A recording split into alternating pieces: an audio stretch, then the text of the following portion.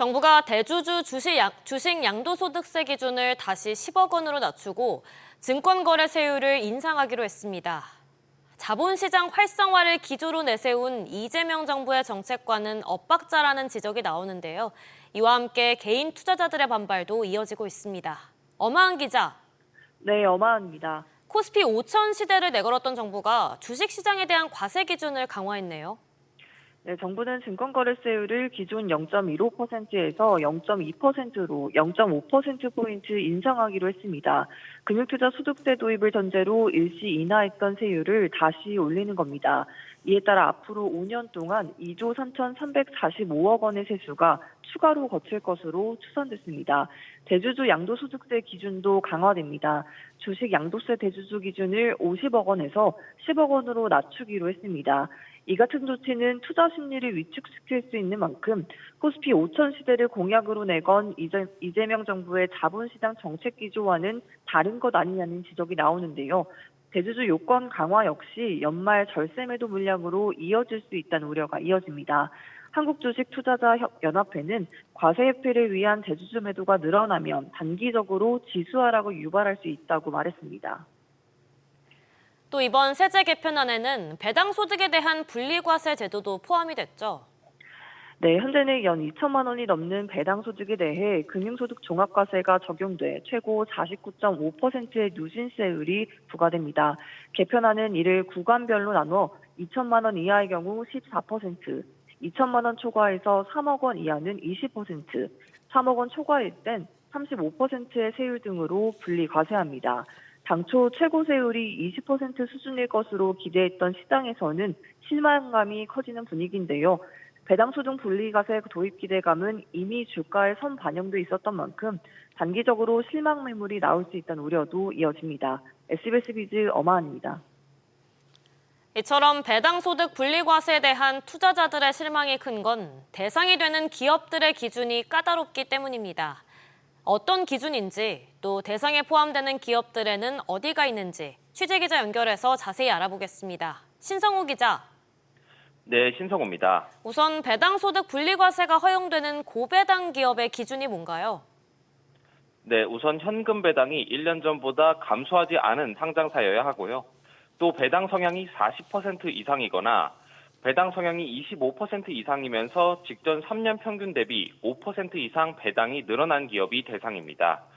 최소한 배당 성향이 25%는 되어야 하는 건데요. 공모, 사모펀드나 부동산 리츠, 특수 목적법인은 대상에서 제외됩니다. 저희 지금 상장사가 한 2,500개 되고요. 그중에 저희 안대로 하게 되면 한 350여 개 정도 대상이 될 것 같습니다. 까다로운 기준 탓에 상장사 중 대략 14%만 대상에 포함되는 겁니다. 그렇다면 실제로 어떤 기업들이 대상에서 제외될까요? 시가총액 상위 종목들을 살펴보면 대부분 대상에서 제외될 전망입니다. 시가총액 1위의 삼성전자는 연간 배당금이 사실상 대자리 걸음을 하면서 기준을 충족하지 못할 것으로 보이고요. 이 밖에 SK하이닉스와 한화에어로스페이스, 현대자동차 등도 대상이 되지 못합니다. 상위에 위치한 주요 대기업 투자자들이 분리과세 혜택을 보지 못하는 겁니다. 반대로 전통적 고배당주로 꼽히는 통신사들은 배당소득 분리과세 대상에 포함될 것으로 보이는데요. 통신 3사 모두 배당 성향이 40%를 넘기고 있습니다. 일각에서는 고배당주에 대한 쏠림 현상이 일어날 수 있다고 보고 있는데요. 또 그에 따라 배당을 늘릴 유인도 커질 수 있다는 분석이 제기됩니다. SBS 비즈 신성우입니다. 대체거래소 출범 이후 주식 거래가 더욱 활발해졌는데요. 이에 위기감을 느낀 한국거래소가 주식 거래 시간을 12시간으로 늘리는 방안을 검토하고 있습니다. 이에 따라 투자자들은 조만간 출퇴근길에 국내 시장에 상장된 전 종목을 거래할 수 있게 될 전망입니다. 이민우 기자. 네, 이민우입니다. 한국거래소가 검토 중인 방안이 총 3가지죠? 네, 한국거래소는 최근 증권사들의 주식 거래 시간을 오전 8시부터 오후 8시까지 확대하기 위한 의견을 취합했는데요. 총 3가지 방안을 저울질 중입니다. 하나는 정규장을 앞당기는 안입니다. 정규장을 오전 8시부터 오후 3시 30분까지 열고 오후 3시 40분부터 오후 8시까지 애프터마켓 거래를 지원하는 방식입니다.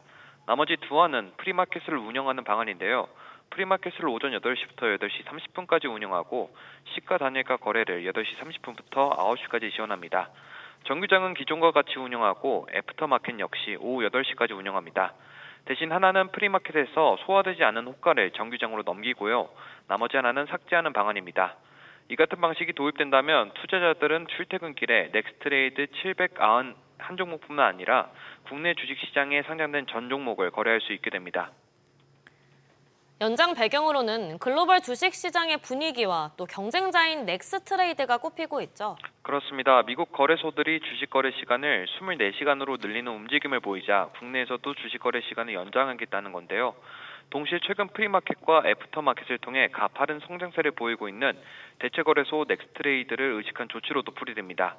거래소는 안을 정하면 금융위원회에 규정 개정안을 승인받을 예정인데요.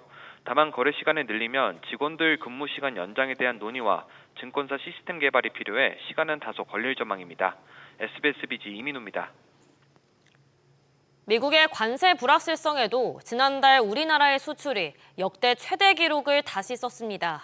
특히 반도체 수출이 역대 7월 중 최대 실적을 기록했고 관세 영향권에 있는 자동차 수출도 2달 연속 증가 흐름을 이어가면서 선방했습니다.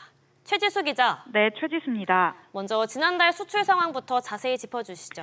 네, 7월 수출액은 608억 2천만 달러로 역대 7월 중 최대 실적을 다시 썼습니다. 지난해보다 5.9% 늘어난 겁니다. 특히 반도체 수출이 147억 1천만 달러로 7월 중 최대치 기록을 경신하며 전체 실적을 이끌었습니다. 메모리 반도체의 가격 상승세와 HBM 등 고부가 제품의 견조한 수요 덕분입니다. 미국의 관세 정책 속에서도 7월 대미 수출이 1.4% 소폭 증가했습니다. 철강 등 다수 품목에선 줄었지만 관세 영향을 받지 않는 반도체와 바이오 수출이 받쳐준 덕분입니다. 조만간 미국이 반도체와 의약품에도 품목 관세를 부과할 예정인데요. 다만 미국 정부는 어제 협상 타결 이후 다른 나라와 동일한 최혜국 대우를 받게 될 것이라고 밝혔습니다. 특히 자동차는 우리 주력 수출 품목인데 어제 협상 결과에 따라 품목 관세가 25%에서 15%로 낮아졌잖아요. 지난달 실적은 어땠나요? 네, 자동차 수출은 미국의 기존 25% 관세 부과 여파에도 58억 3천만 달러를 기록하며 8.8% 증가했습니다. 2달 연속 증가 흐름을 이어간 겁니다. 관세 때문에 대미 수출은 부진했지만 유럽 등 타 지역으로의 수출 호조 덕분입니다. 자동차 관세가 25%에서 15%로 10%포인트 낮아지면서 자동차 업계는 불확실성 해소에 안도하는 분위기인데요. 현대차와 기아는 어제 대미 관세 문제 해결을 위해 힘을 다한 정부와 국회에 감사하다고 전했습니다. 다만 우리나라는 일본과 달리 FTA에 따라 무관세가 적용되고 있었는데 기존 2.5%가 부과되던 일본과 똑같은 15%가 적용되면서 FTA 효과는 사라졌다는 지적도 나옵니다. SBS 비즈 최지수입니다. 이런 가운데 도널드 트럼프 미국 대통령이 국가별로 새로운 상호 관세를 부과하는 행정명령에 서명했습니다. 우리나라에 대한 관세율은 어제 합의한 대로 15%로 수정했습니다. 김한진 기자. 네, 김한진입니다. 트럼프 대통령이 이번에는 추가로 유예 연장을 하지 않았네요. 네, 백악관은 트럼프 대통령이 주요 교역국과의 무역협상 결과를 반영해 상호관세율을 조정한 행정명령에 서명했다고 밝혔습니다. 국가별 관세율이 명시된 행정명령 부속서에는 미국과 협상을 타결한 우리나라와 일본 등은 15%로 낮아진 상호관세율이 적용됐습니다. 반면 미국과 무역 합의에 실패한 나라들에게는 상대적으로 높은 관세가 부과됐는데요. 대만이 20%, 인도 25%, 남아공 30% 등입니다. 10% 관세율이 예정됐던 브라질의 경우 트럼프 대통령이 정치적 이유로 40%의 추가 관세를 적용한다는 행정명령에 서명을 해서 최종 관세율은 50% 수준이 될 전망입니다. 그런데 관세 발효 직전까지도 미국과 교역 대상국들의 무역 합의가 추가로 이루어지고 있다고요? 네, 트럼프 대통령은 백악관에서 열린 행정명령 서명식에서 조금 전 몇몇 나라와 훌륭한 합의를 이뤘다고 말했습니다. 그러면서 나라를 위해 몇 조 달러를 벌어들이고 있다고 강조를 했습니다. 새로운 상호 관세율은 현지 시간 7일 0시 1분부터 발효됩니다. 다만 7일 이전에 선적이 돼 미국 도착과 통관이 오는 10월 5일 이전에 이루어지는 경우에는 기존 관세율이 적용됩니다. 즉 7일 0시 1분 이후 선적됐거나 10월 5일 이후 미국에 도착해 통관이 되면 새로운 상호 관세율이 부과되는 겁니다. SBS 비즈 김한진입니다. 오프라인 매장들이 고전을 면치 못하고 있습니다. 쿠팡의 온라인 배송 공세가 강한 가운데 연초 도깨비 같았던 날씨와 주말마다 내린 비, 그리고 이른 더위까지 겹쳤기 때문인데요. 꾸준한 성장세를 보여왔던 편의점마저 매출이 꺾였습니다. 최윤아 기자. 네, 최윤아입니다. 오프라인 업체들의 상반기 매출 상황이 어떤가요? 올해 상반기 오프라인 유통업체 매출은 지난해 같은 기간보다 0.1% 감소해 2020년 이후 5년 만에 감소세를 보였습니다. 대형마트가 1.1%로 감소폭이 가장 컸고 편의점도 0.5% 하락했습니다. 3월까지도 눈이 왔다가 봄에는 주말마다 비가 내리는 등 상반기 내내 날씨가 오락가락했던 게 우선 영향을 미쳤는데요. 실제 오프라인 유통상품들 중에 12% 비중을 차지하며 날씨 영향을 많이 받는 패션 잡화의 매출이 5.3% 감소했습니다. 다만 해외 유명 브랜드는 5% 성장하면서 관련 매출 비중이 높은 백화점은 매출이 0.5% 성장했습니다. 반면 온라인 매출은 15.8% 증가해 오프라인과 양극화가 심화되는 모습을 보였습니다. 하반기에는 반등할 수 있을까요? 오프라인 업체들은 민생 쿠폰의 효력을 기대하고 있습니다. 편의점은 이미 쿠폰 지급 직후 단기 매출 성장을 기록했고 대형마트 역시 개선된 소비 심리를 노리고 연일 할인 행사를 벌이는 중입니다. 다만 폭염이 하반기 들어 본격화된 만큼 더위가 언제까지 이어지는지 이후의 날씨는 어떨지 등이 오프라인 시장에 복합적으로 영향을 줄 것으로 관측됩니다.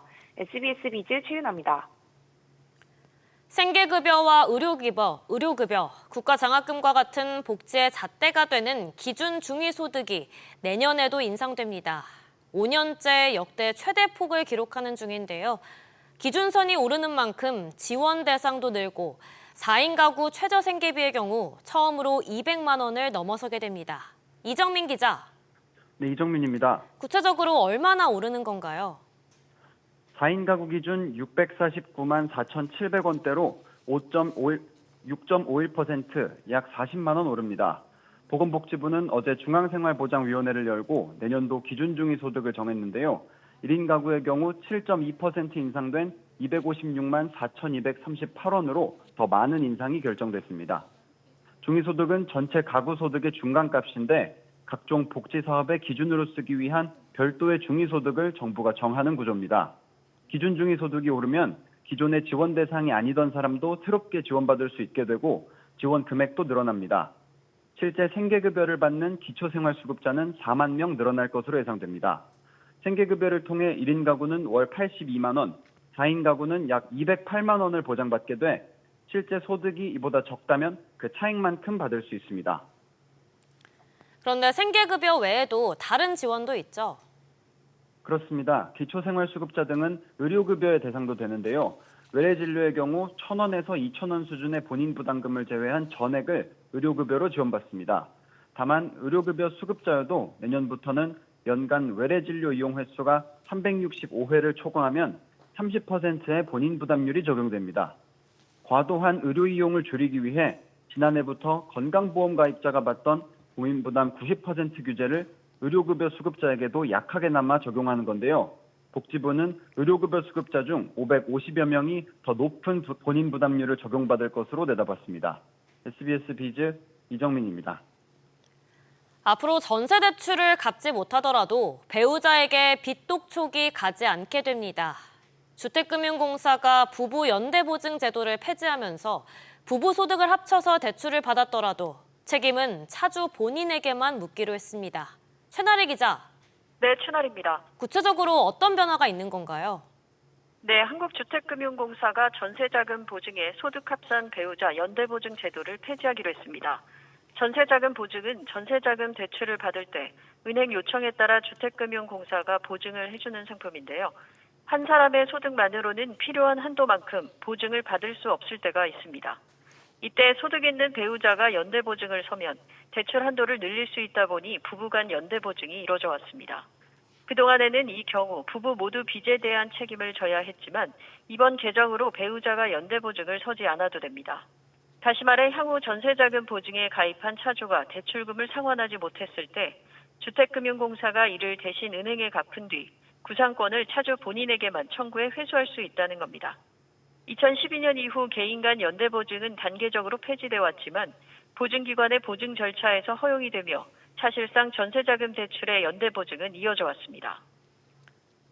그렇다면 더 이상 부부 소득을 합산해서 한도를 늘리는 게 불가능한 건가요? 연대 보증을 하지 않아도 될 뿐 부부가 소득을 더해 대출 한도를 늘리는 것은 여전히 가능합니다. 대위 변제 손실 우려가 있지만 연대 보증에 따른 채무 회수 효과보다 역기능이 더 크다는 것이 주택금융공사의 판단입니다. 주택금융공사 관계자는 가계경제 동시 몰락을 방지하고 취약계층 재기 기반 강화를 지원하기 위한 것이라고 설명했습니다. 앞서 또 다른 보증기관인 주택도시보증공사는 가계대출 관리를 위해 지난 6월부터 전세대출 보증심사에 소득 등을 새로 반영했고 이에 따라 부부 간 연대 보증이 시행됐는데요.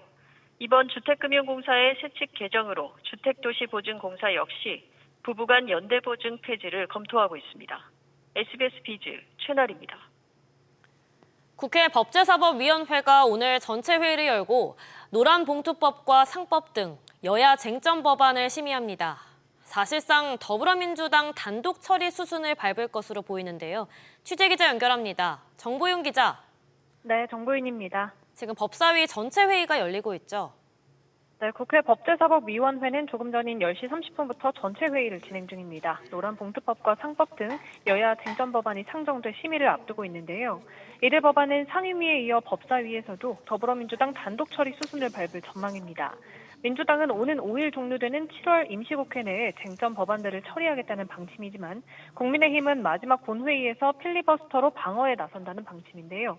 이에 따라 쟁점 법안 상당수는 7월 국회에서 처리되지 못하고 8월 국회로 넘어갈 가능성이 큽니다. 특히 노란봉투법을 두고 재개 반발이 큰 상황인데요. 손경식 한국경영자총협회 회장도 직접 나섰다고요? 네, 손경식 경총회장은 국회는 노동조합법 개정을 중단하고 사회적 대화로 노사 간 협의가 이뤄지도록 해야 한다고 밝혔습니다. 노란봉투법이 여당 주도로 국회 처리 수순에 들어가자 속도 조절을 여러 차례 요청한 데 이어 이례적으로 직접 나서 재고를 호소한 건데요. 손 회장은 올해 경제성장률이 1%에도 미치지 못할 것으로 전망되는 상황에서 하청 노동자에 대한 원청의 책임을 강화한 점을 지적했습니다. 손 회장은 법이 개정돼 수백 개의 하청업체 노조가 교섭을 요구할 경우 원청이 다 대응할 수 없다며 하청노조 파업이 빈번하게 발생하면 원청은 협력업체와 거래를 단절하거나 해외로 사업체를 이전할 수도 있다고 우려했습니다. SBS 비즈 정보윤입니다. 김건희 여사 집사 게이트를 수사하는 특검이 HS 효성 본사 등 압수수색에 나섰습니다. 특히 오늘로 예정됐던 조현상 부회장의 소환 조사를 미루고 압수수색에 나서는 등 압박의 수위를 높이고 있습니다. 류정현 기자. 네, 유정현입니다. 특검의 수사 칼날이 조현상 부회장에게 집중되는 모습이네요. 그렇습니다. 특검은 오늘 오전 9시 30분쯤 IMS 모빌리티와 HS 효성 본사 그리고 관계자 주거지 등에 대한 압수수색에 착수했습니다. 조 부회장 자택도 포함된 걸로 전해지는데요. 특검은 오늘 오전 10시에 예정됐던 조 부회장 소환 조사도 다음 주 월요일로 미뤘습니다. 김건희 특검팀이 이번 의혹에서 압수수색에 나선 건 이번이 처음입니다. HS 효성은 지난 2023년 계열사 4곳을 동원해 김건희 여사의 측근이 지분을 보유한 렌터카 업체 IMS 모빌리티에 35억 원가량을 투자한 바 있습니다. 특검은 이게 청탁 목적이 있는 투자고 또 조 부회장이 여기에 관여했을 거라고 의심하고 있습니다. 특검이 이렇게 소환 조사 일정까지 미루면서 강제 수사에 나선 이유는 뭔가요? 네, 말씀하셨듯이 당일 소환 조사를 미루고 전격적인 압수수색에 나선 건 다소 이례적입니다. 특검이 수사 과정에서 새로운 사실을 발견하면서 조 부회장의 혐의점을 포착한 건 아니냐는 해석도 가능한데요. 일단 참고인 신분이긴 하지만 특검 조사에서 조 부회장의 개입 정황이 드러날 경우 HS 효성은 계열 분리 1년 만에 오너 사법 리스크에 직면하게 됩니다. 오늘 미뤄진 조 부회장 소환 조사는 오는 4일 진행될 예정입니다. SBS 비즈 유정현입니다. 은행권이 다음 달부터 거점 점포에서만 ELS 등 고난도 금융투자 상품 오프라인 판매를 재개할 예정인데요. 그런데 판매 창구로 지정된 거점 점포들이 수도권에 집중된 데다 준비도 늦어지고 있어서 실제로 9월에 문을 여는 곳은 많지 않을 거란 전망입니다. 오수영 기자. 네, 오수영입니다. 다음 달에 열려면 시간이 많지는 않네요. 그렇습니다. 하지만 아직 계획안이 계속 바뀌고 있는데요.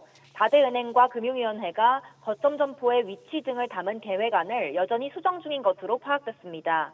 앞서 은행권은 고난도 금투 상품을 판매할 거점 점포의 위치와 요건 등을 담은 계획안을 금융위에 제출했습니다. SC제일은행은 고난도 금투 상품을 오프라인에서 판매 재개할 계획이 없습니다. 그런데 계획안이 자꾸 바뀌는 이유는 은행권이 제출한 ELS 점포의 위치가 수도권에 집중돼 있어서입니다. 한 은행 관계자는 기존 PB센터와 각 지역 본부에 거점 점포를 한 곳씩 설치해서 전국에 70여 개를 둘 예정인데 기존 점포들이 수도권에 쏠려 있어서 고민이라고 전했습니다. 또 다른 은행 관계자는 전국 곳곳에 점포를 흩뿌려둔 농협은행을 제외한 모든 은행이 비슷한 문제를 가질 수밖에 없긴 하다고도 전했습니다. 이처럼 계획안이 계속 바뀌고 있는데 다음 달 판매 재개가 가능할까요? 금융위원회는 거점 점포를 열기 위해 최소 9월은 돼야 한다는 의미로 시점 계획을 잡았던 것이라면서 많은 수의 점포가 9월부터 열 거라고 보진 않는다고 밝혔습니다. 거점 점포의 요건 충족 여부는 금융감독원이 일부만 직접 확인할 예정이고요. 나머지는 은행이 자체 점검을 한 뒤에 그 결과를 금융당국에 보고할 계획입니다. SBS 비즈 오수영입니다.